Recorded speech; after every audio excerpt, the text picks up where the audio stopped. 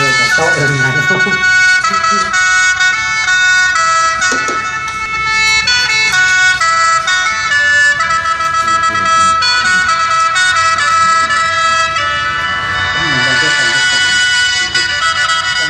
เกิดอะไร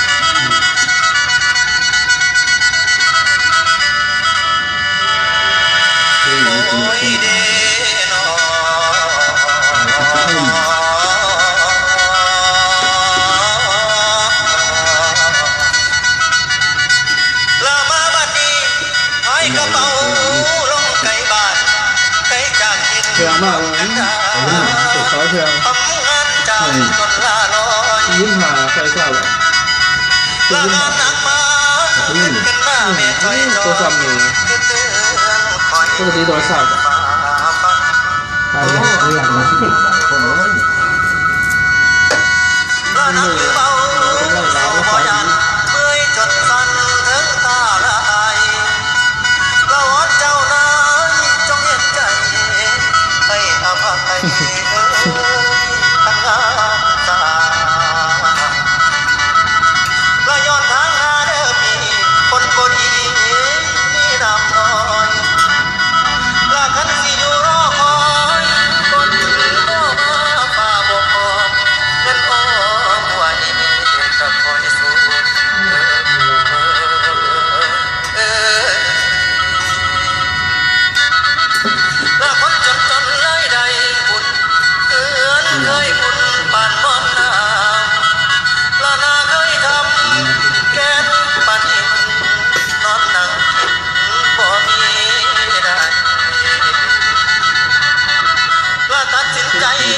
จังไก่บ้านใส่แรงงานป้าหมูตำไปได้หนอหา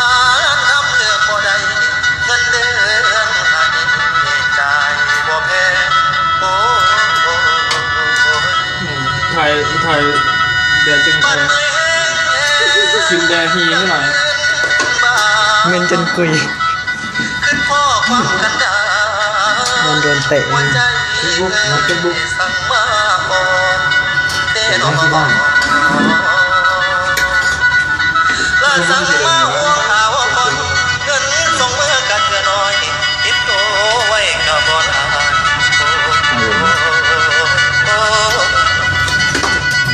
บัดแม่โทรหาบอกเขาได้แล้วแม่โทรหาบอกเขาได้เงินล้านไรให้เฮาเทียมลูกแม่แม่ก็จนเดินทางใจสิเบิกไปมีเพียงเจ้าแล้วขึ้นต่อน้ำเดินทางเขาในนาเฮาบ่ได้เกี่ยว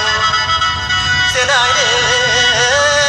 เหลือของเดียวเข้ากองแถวยังแถวน้องแค่ของบ่ตาย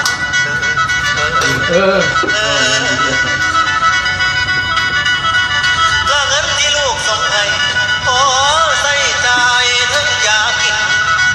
แม่เป็นวินบัดยามนอนโอ้ยย้อนขึ้นลา